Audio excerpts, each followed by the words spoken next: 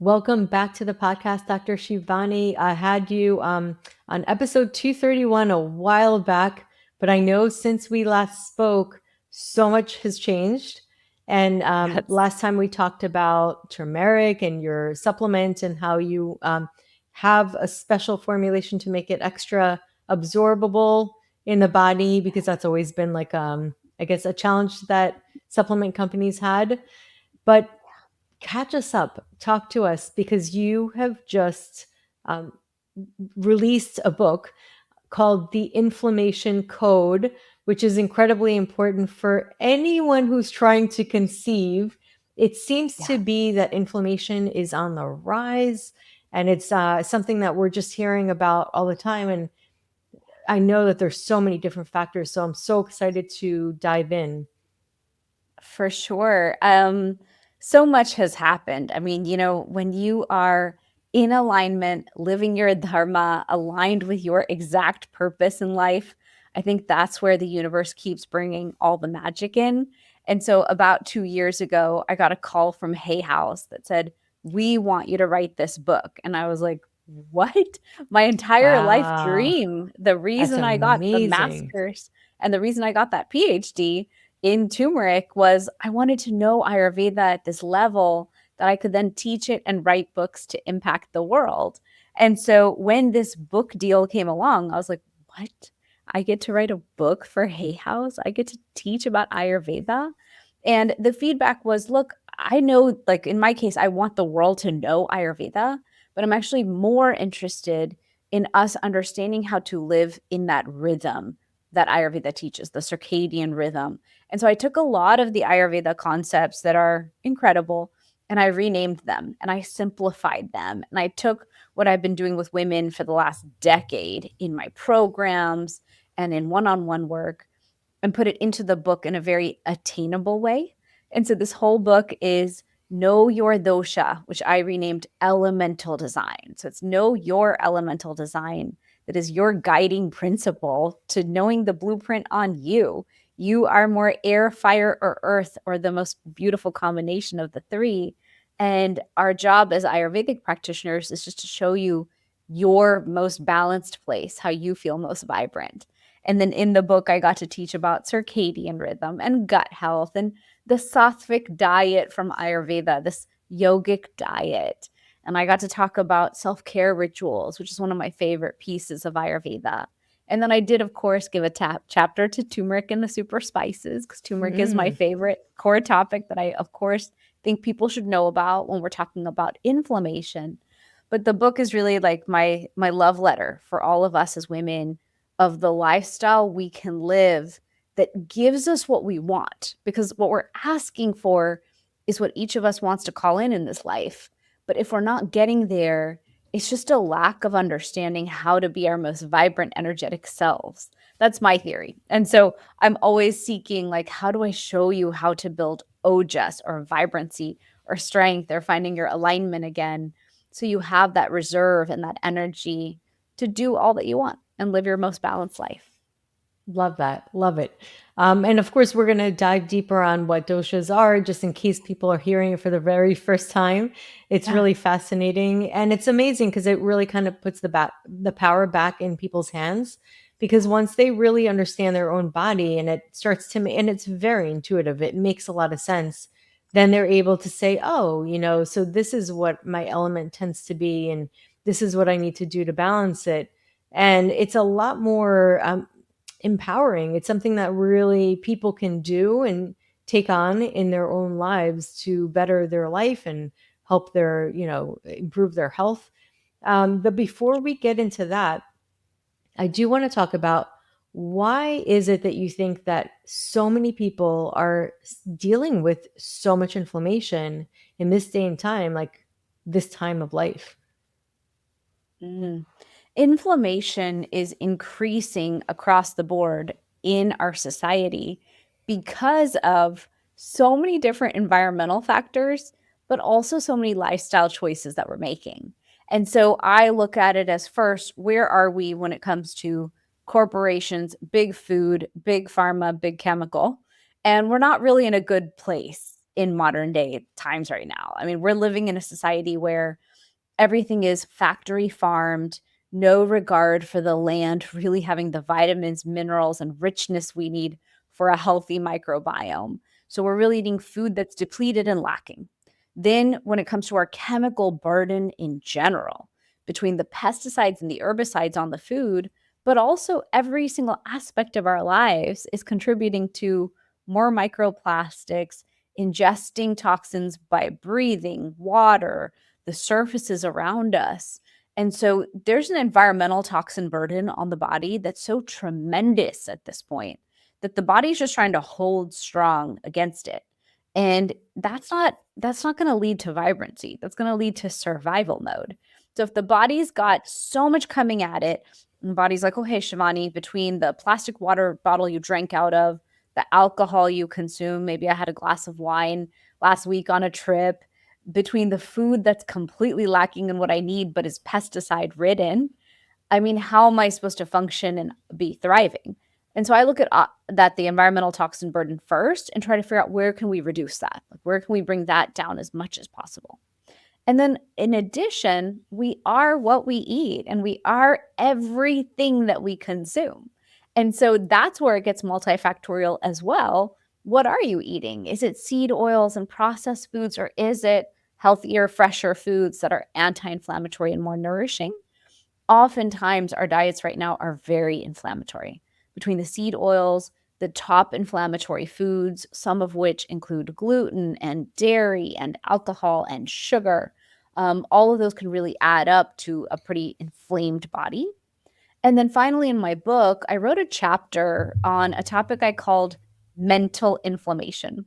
I was asking the universe for a way to explain that in Ayurveda, we teach that you must stand guard at the doors of your mind and Mm. really have a intentional practice around that. So in Ayurveda, we teach yoga and pranayam, which is deep breathing and really making sacred space in our day. And the modern day lifestyle has us instead picking up our phone every 5 seconds and jumping onto social media, jumping onto email. So that mental friction, mental stress causes this mental inflammation. We can call it being in our sympathetic nervous system as well, but never being in rest and digest, never being settled, grounded, or centered or aligned. And that mental inflammation can cause physical inflammation. Physical inflammation then causes the mental inflammation, and we're stuck in feedback loops. So I think it's multifactorial why we as a society are so inflamed, but the fact that we are so inflamed is why we are dealing with chronic disease and distress and frustration when it comes to our health, especially in women's health, all the way through the spectrum of our health journey.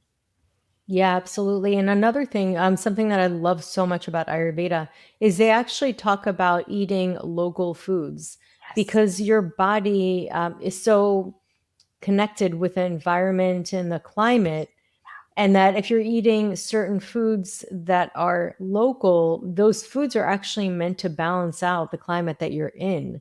And Correct. that's something that is really very unique. I remember learning about and thinking it was just so amazing, but we don't have that anymore. No, with the fact the farmlands are being sold for high profits, especially, I mean, we're both here in South Florida, Hmm. where, land is worth a lot. It's Florida at this point. There's so much movement and growth and source local fresh food. We're in big trouble because we are Hmm. circadian beings. And as circadian beings, we really need that alignment with Hmm. with nature's clock, with our circadian surroundings, with the season that we're in, which is what you're talking about. So, yes, absolutely. We need this ability to order fresh, source fresh, go to the farmers markets on Saturdays. That is the most rich, nourishing, balancing food for us. Hmm. Yeah, for sure. I feel like I need to do more of that myself. Like because we have homestead here, there's so many things that you can get, but and there are farmers markets. Like you just have to dig deep and look around. But there's certain squashes and foods during winter time that are actually meant to balance you out so Right. that you're able to sustain your body's able to keep its own heat and they're heating. It's just amazing how nature works. It's just like a puzzle, and it's so smart. It's true. It's so true. I mean, Ayurveda teaches, just like Chinese medicine, which you also practice, Ayurveda teaches that nature is the ultimate healer and nature Hmm. holds all this wisdom. And we're meant to live in this beautiful symbiotic relationship with nature. And nature heals all things. And so anytime there's a problem, I just go outside. I walk Hmm. outside, I move in nature. I know breathing in nature is my way through any challenge, any problem, any mental frustration. And oftentimes in modern day life, we're just sitting inside of our box, our car, our building, Hmm. our room, completely disconnected from nature, and then wondering why we don't feel good. But our microbiome, our biome in general, needs to interact with nature to be its most healthy. Putting our feet in the earth, just touching nature is going to bring us into balance. And we think it's too simple, so we don't do it. We're instead chasing these bigger solutions. I go to all the biohacking conferences and it's like PEMF mats and infrared Hmm. saunas and Yeah. all this tech. And I'm like, your tech is just doing exactly what nature does. Now, It's for does it free. accelerate? Yeah, nature will give it to you for free. You want some red light? Go walk in the morning and the evening. That is the sun giving you your red light in the exact right spectrum at the exact right Hmm. proportions that we need because Mother Nature created it perfectly in her infinite wisdom. And Yeah, instead, we're like, no, no, no, I need to be indoors to do my this tool, that tool, that tool, that tool it's to get true. through the homework checklist. And so I always keep both in mind. I'm a big fan of modern science and how it's proving ancient Ayurveda to be true. And so I do Hmm. have an infrared sauna and I have some of these things, but it's very much about, okay, I'm going to accelerate healing by using the tool, but do I still do the daily practices and the daily rhythm that are going to get my body to stay in the frequency and vibrancy that I crave?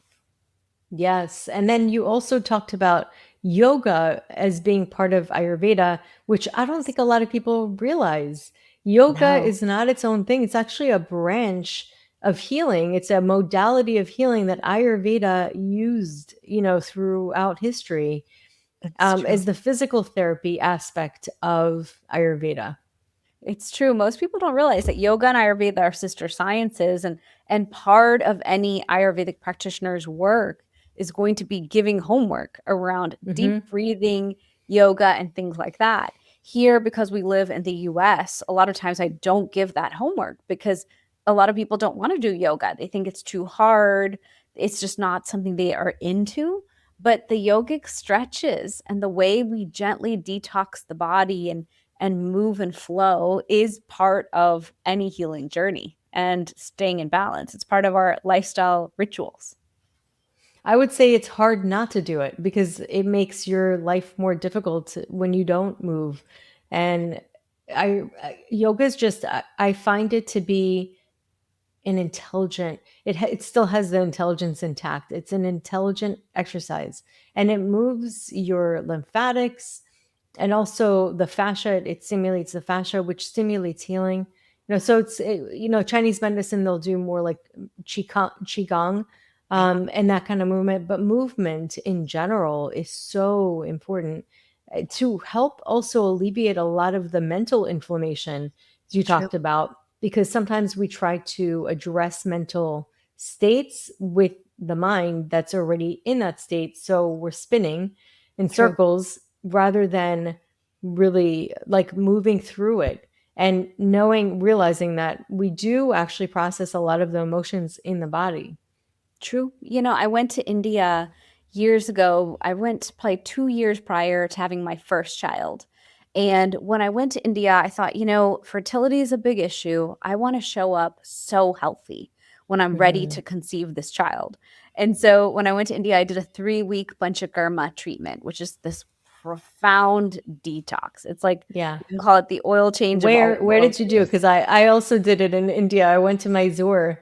You did? Okay, so we went to Bangalore. So it was me, my Uh, mom, and my sister, and I knew that the next big project I was going to do was conceive this healthy organic baby who I was like preparing for. Organic Yeah, baby. I was like, I was really, I had an organic cotton children's clothing company at the time. Hmm. And so I was going to all the conferences, and we were still at the beginning of those stages of BPA free bottles and non toxic baby lifestyle, which we have so much more of that now. She's 16 this year. So Oh 17, wow. 18 years ago, Yeah. it was a different ball game of what was accessible. And I created an organic cotton children's clothing company that was a very luxury product line back then. And it was just so fun to be in that space and learn about it pre having kids. So then I was acutely more aware of all the different issues that happen in children because I'm studying Ayurveda, and so many people would come to me and say, "My kid just had this injury from, from different medications or different things that they were taking." Kids were always having chronic health issues. All my husband's friends, my husband's 7 years older, so all of his friends I could see, the kids all had allergies, eczema, ADHD, different issues. And I thought, if this is what's coming for me, I need to show up to really create this healthiest baby possible.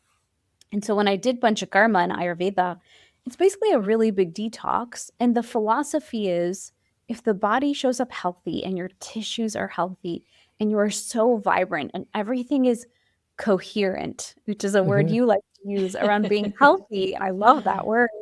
And we're aligned, then what we're going to have is a very healthy pregnancy. The body will bounce back well and all of those things. And so I've always been a big fan of let's detox and prepare. Let's nourish and get the body's tissues and everything so healthy. Let's show up like we are going to a marathon, like that's strong Hmm. and healthy. And then we embark on the project. And so that's how I showed up to conception of Anya. I call her Anya Rani, Anya the Queen. And then Oh, that's nice. later, when it came to this phase, like right now, I'm in perimenopause at 45. So now that I'm in this transition, I'm like, it's the same work. Whether I show up Hmm. vibrant, healthy, and Yeah. robust to go through the transition into motherhood, or I show up vibrant, healthy, and robust so I can keep brain energy and body energy online in this moment. In Ayurveda, it's the exact same work we do for vibrancy. Fertility is just a vibrant body, is how we look at it. So so yeah, Yeah. it's been quite a journey of understanding how to build the most healthy, fertile body for the two kids I had, but then also to keep that level of ojas strength and vitality later on for the later years as well. Yeah, and it really does make a difference. And you do have a glow. So you look younger than your age. We talked about Thanks. that. You really do. Like Yeah. it, and I think that that's what it is. You're literally preserving, like, the number means nothing. Like I just like, yeah, there's like a range and all of that stuff. You could also bring back your biological age. You could bring it back. You can actually like make yourself younger. And Yeah. there's so many things that you can do. That's the empowering aspect of it, which I love. Let's talk about doshas. What Mm. are doshas, and how? Why is it important for people to understand their own dosha? For sure. I mean, this is one of the most central concepts in Ayurveda. We teach that each and every one of us has our own individual mind body type. And that type is unique to you. It was decided at birth. We call that your prakruti, like the way you were born, which is your template, your blueprint for life. And the doshas are based on the five elements of nature. So air, ether, fire, water, and earth. And I know in Chinese medicine, you have your own five elements. And so Hmm. it's beautiful that both sciences understand that the elements are the key and have Hmm. different languaging around how to support people in that way. And so I took the doshas and thought, okay, I'm going to teach you guys Agni, Ama, Ojas. Like there's 500 Sanskrit words and they have such profound meanings. Can I simplify any? So I renamed doshas elemental design. And so your elemental design is your makeup of those elements in the proportion that you are. And so there's three body types, vata, pitta, and kapha. Here in the West, we pronounce them vata, pitta, and kapha. And vata is air and ether. So a vata person is going to have this tendency physically to be taller and shorter than anyone in their demographic. So think tall and lanky, think small and petite. This kind of person is made up of the elements of air. So It could be a beautiful breeze that's just always in motion in a beautiful way, or could be something like a tornado if really out of balance. And so keeping that in mind, it could also be a ceiling fan, could be something that's in motion constantly and consistently, but never knows how to stop. And so when you take that understanding of air ether and you move it into the person, what that means is someone who's always in motion. Their energy is always in motion. Every movement in the body is guided by this vata energy. And so this is someone who probably can't take a job where they have to sit still. Typically, it's your endurance athlete, your marathon runner. This is someone who has a tendency towards constipation because of dryness in their system, tendency towards anxiety, tendency towards insomnia, poor, disturbed, light sleep.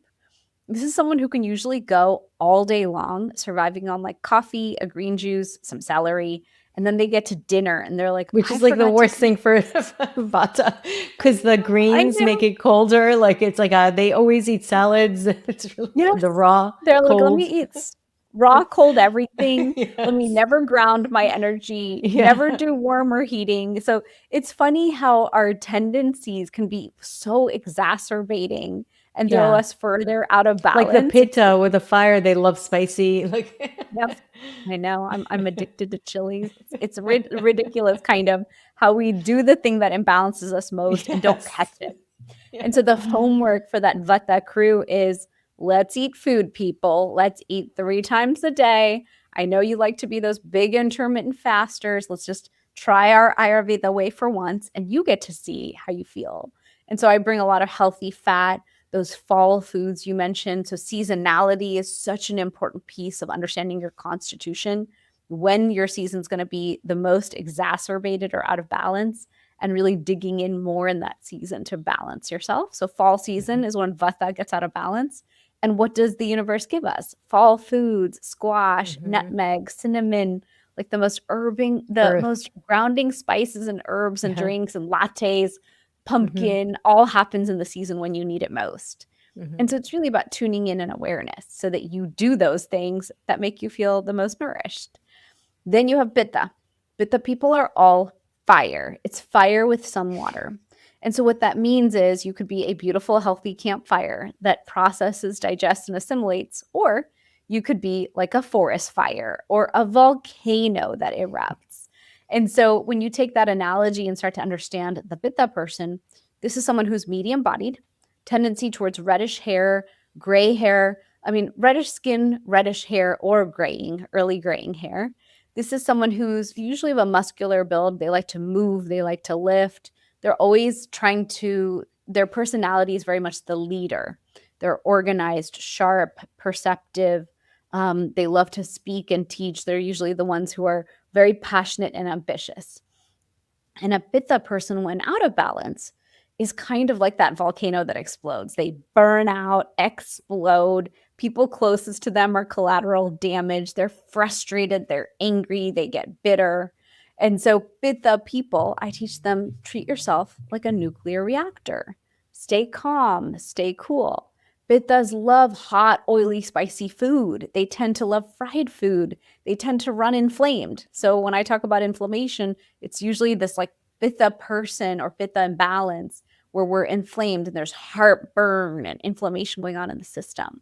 And the homework is those cool, calming foods. So summer season is when pittas get most out of balance, and everything nature gives us in summertime is usually cooling and calming. It's part of why I teach time is me time. I am a Mm-hmm. pitta. And so I need a couple reminders in my day, calm down. What are we doing to stay cool, calm, and collected Mm-hmm. instead of just being on a racetrack and trying to go 200 miles an hour and never stopping on that track. And then finally, the third body type is called Guffa. And a Guffa person is earth and water. So this is someone who's so earthy and grounded. This is someone who is bigger boned, stronger, round face, round eyes, oily, curly hair, oilier skin. This is someone who is able to lift heavier, like they're just a stronger constitution. It could feel like a very mountain energy in someone or a very caretaker, loving energy, grandma energy that feeds and loves everyone. It's that friend who's in the group who is always worried about everyone else and not themselves, who just wants to care for everybody. And so Kapha people can struggle with a sluggish metabolism, struggle with depression or feeling low, being really resistant to change. Kapha people get the most phenomenal sleep. They get this like deep slumber. Kaphas can sleep the 8 to 10 hours and have a really hard time waking up in the morning. And once they finish their day and they sit down, that's where the day ends. You typically cannot get the guffa off the couch. And it's about a guffa person understanding this is my nature. Just because modern life says we need side hustles and weekend hustles and 18 hustles doesn't mean that that's everyone's type. And so much of what I teach my guffa clients is honoring thyself, know your nature. And so homework for guffa is exercise and move in the morning to get your energy up and moving. And then also eating warm cooked foods, not the raw cold foods, avoiding dairy because it can cause that congestion, that water element in the system. And so once you understand your body constitution, each of us is made up of all three. Usually we have a primary and a secondary. Some of Mhm. us are three doshic or balanced in all three. But starting to understand your primary and secondary is so powerful because then you can start really understanding how to shift your lifestyle habits and calibrating into what we call the most sattvic aspect of your constitution. So, for example, I'm a pitta kapha, and Mhm. in pitta, I have a big tendency to go so far so fast and burn myself out completely. And so my lesson in life is how to like not do that. Sometimes I still do it. And then kapha, it's like what is the sattvic aspect of it? The most beautiful pure aspect of that constitution is just wanting to love and serve and take care of everybody. And so staying in that balanced version of those two constitutions allows you to stay healthy and vibrant and supported and feel aligned. And then if we drop down into kind of the heavier aspects or the more challenging aspects of those, then we might not feel like our best self. So there's a lot there, but that's kind of like a highlight of the constitution. Yeah, it's definitely so fascinating, and it's really funny because I'm like, I think I'm all three. I mean, I know that I used to be more Vata Kapha. Mhm. Now I feel more fire. Maybe it's just over time, but it's interesting how you can ebb and flow throughout your life. You can, and you can have different life events that happen. When I had kids, that really slowed down my life, and I became more kapha. If you're ever Mhm. in a caretaker mode, you become more kapha. And so it's just interesting. You're right how we ebb and flow through those transition points, and then Yeah. want to come back to what feels like home in our bodies. And so I have that quiz, the Elemental Design Quiz, on my website at drshivani.com. And when people take it, sometimes they email me back and they're like, "How did you know that about me? How did you know I like love all those things and love Yeah. those foods?" I'm like, this is 5,000-year-old It's so wisdom. amazing. I just It get never to be goes a out of style. yeah, it's always there for us in such a beautiful way. Yeah, it's wild because you look at like modern science and things things are discovered and then like a couple years later they're like, "Oh, well they're debunked." They're like something else. It doesn't really work like we thought. But Right. Ayurveda and Chinese, they've been around and they still work. And Yeah, the reason is because their anchor is nature. right. Right. You can't go wrong. Really wild. Amazing. Yeah. And so let's talk a little bit about turmeric because you've done a lot of research around turmeric. And so there's the curcumin, which is it's in turmeric, and in some supplements have turmeric, and some, I guess, extract the curcumin. Can you break it down, like what it is, what it does, For and what sure. are some of the issues that supplement companies have when it comes to absorption? Absolutely. So I was doing my master's in Ayurvedic sciences and I was in this herbology class, and the professor started explaining the benefits of all the super spices: ashwagandha, brahmi, shatavari, cinnamon, cumin, coriander. I mean, we have this treasure chest of herbs in Ayurveda, and I know in Chinese medicine as well, ginger. I mean, ginger is a powerhouse. We should all be For consuming ginger sure. in some form 100%. most of the year. Not every day, but most of the year. It's so beneficial. Maybe not in your hottest season, but it's just so beautiful. So when I learned about turmeric, I thought, I grew up watching my entire family suffer with diabetes, watching the last 20 years of everyone's life spent in and out of hospitals, trying to save their lives. Why is it that as a society we aren't using turmeric so much earlier in the game as a preventive? Because turmeric is a powerful antioxidant, anti-inflammatory. It's one of the most potent natural anti-inflammatories we have. It's antiviral, antibacterial, antifungal, and it functions like this ultimate janitor. It goes into our body and cleans house on everything that doesn't belong there. Zombie cells, malignant cells, senescent cells, all the things causing oxidation in the first place. It gets rid of the bad bacteria causing dysbiosis in our gut. But then it also does the good side. It's healing our gut from leaky gut. It's making sure it leaves all the good stuff in place.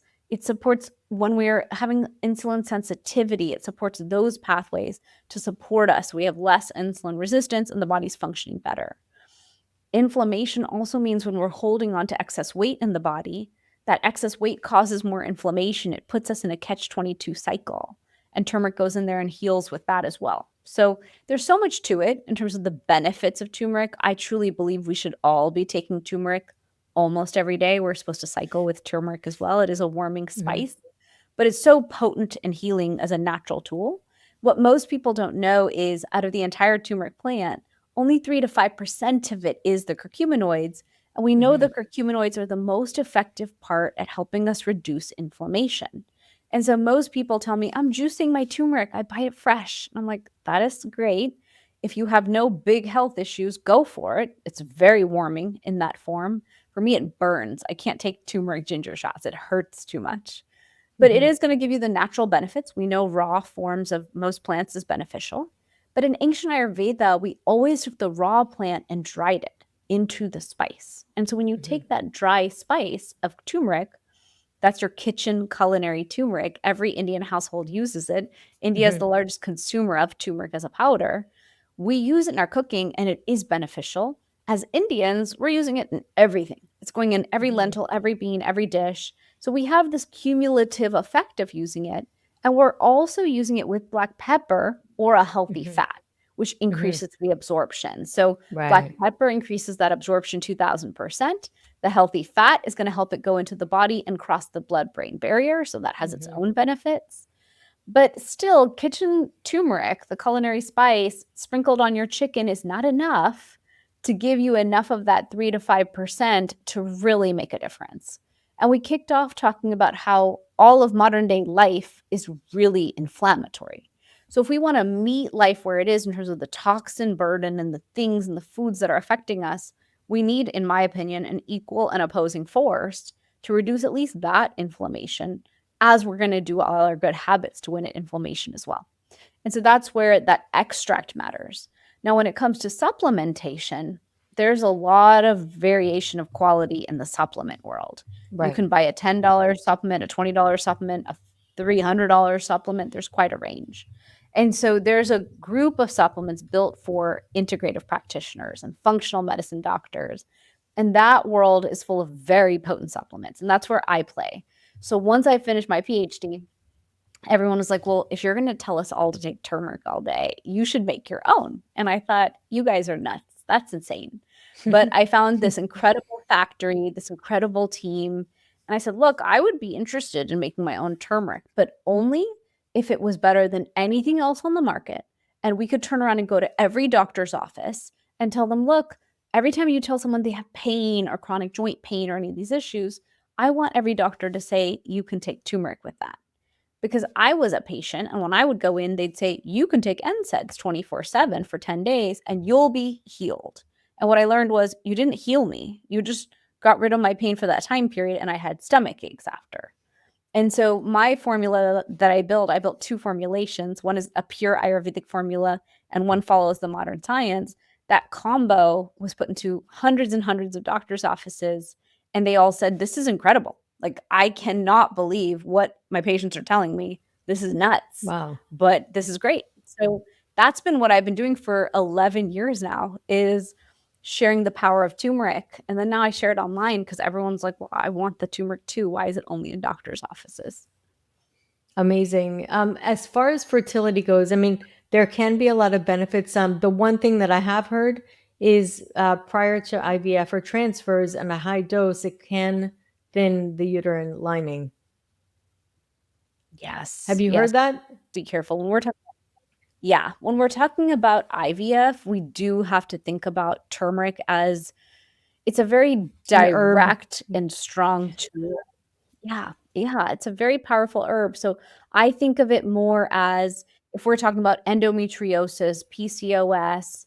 recurrent, implantation failures, we know inflammation can be playing a role. We know it's a core mechanism in why we struggle in some of those issues. And we know that curcumin is going to inhibit NF-kappa B, COX-2. It's going to reduce, so many of the inflammatory factors. It really impacts over 30 different inflammatory factors. And so Mhm. it can really play a role there. So with endometriosis specifically, we have a lot of scientific studies, Mhm. PCOS, implantation as well. We know that if we are anti-inflammatory beforehand, it can really support Right. us. But I do Yes. agree with you. When we're in the phase, we should come off Mhm. of curcumin. Curcumin is a vasodilator. It will thin the blood, and we don't Mhm. want to have it playing a role in that moment when we're really in the fire of it all. Yes, so important. And I really want Yeah. people to hear this, because just because it is something that we would want to avoid around the time doesn't mean it should be something that we totally cancel out, because it has tremendous benefits and actually can really make this improve chances of success. Now, this is the same for any herb. It's the same for any kind of medication. It's important to balance it out. And this is why it's so important to work with people because that know what they're doing, practitioners, because there are different phases that we go through life, and there's different preparation phases we should be considering.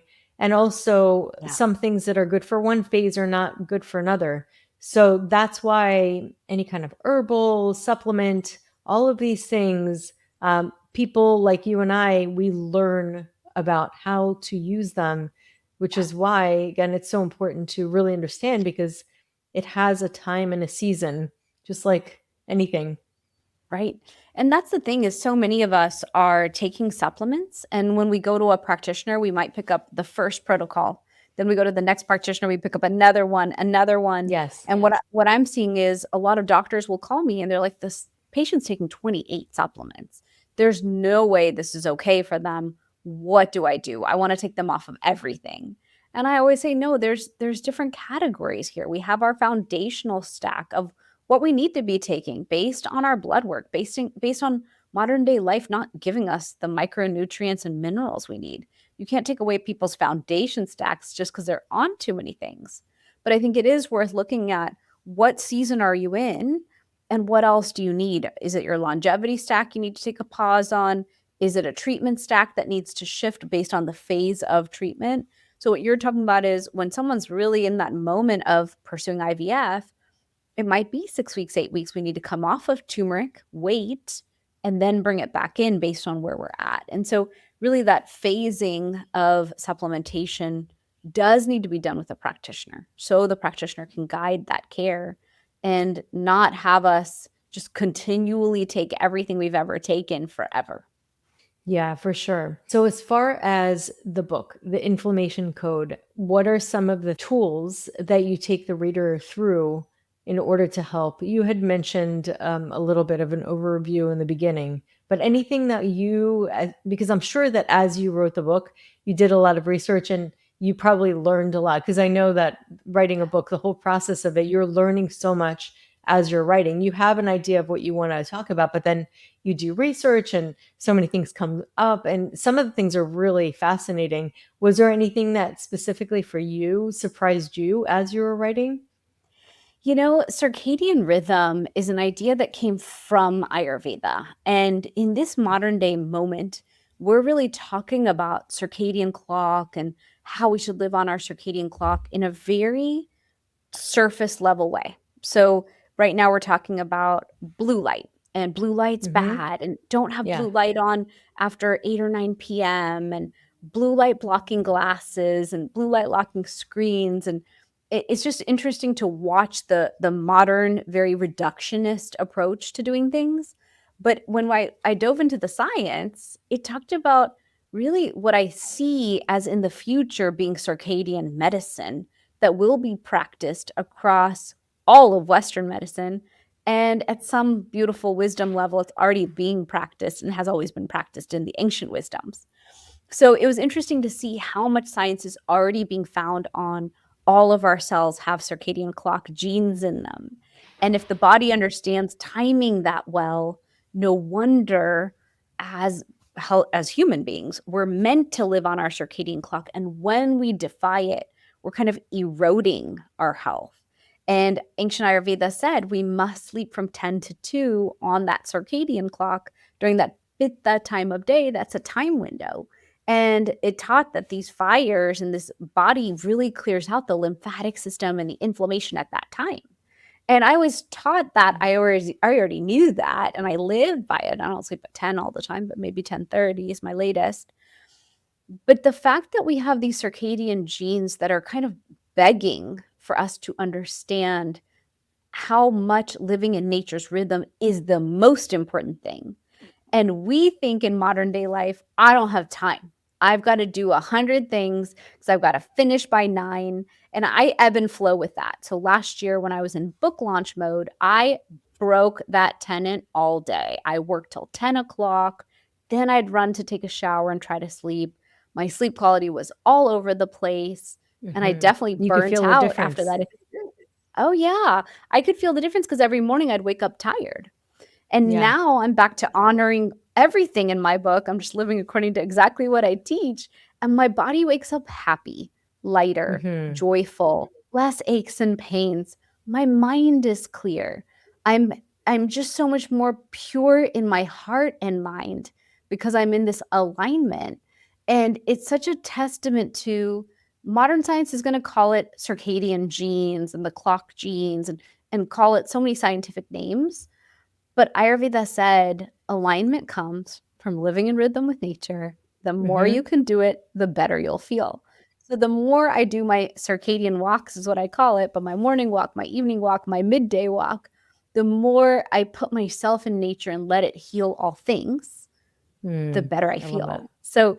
So I love both ways of saying it. Sometimes we need the scientific way to kind of ground into ourselves the why, but then once we put it into the practice, we get to feel not just the physical benefits, the mental, the emotional, the spiritual, the things that you and I as ancient wisdom practitioners want for people, but it kind of takes them going deeper and deeper into the more subtle for them to realize the power of that coherence and alignment. I love that. That is so great. So, for people listening and fascinated and want to learn more about you and about your supplements and about your book, how can they find you? For sure. So my website is my name, drshivani.com, Shivani. I'm on Instagram as at dr.shivani So I love playing on Instagram if you want to come DM me and hang out. And on my website, you'll find links to The Inflammation Code, my book. My podcast is called The Inflammation Code as well. And then my supplements and Ayurvedic formulas are at fusionaryformulas.com. And we made a special code, Wholesome Fertility, will give everyone 15% off. Oh, amazing. And I'll have all of this information in the episode notes if you guys want to find it. Dr. Shivani, I really enjoy talking to you. I enjoyed it last time. I enjoy it this time. Every time I see you, it's always a blast. And for sure, we have to get together because we are neighbors. And thank you so much for coming on. This was such a great episode. Awesome. Thank you for having me.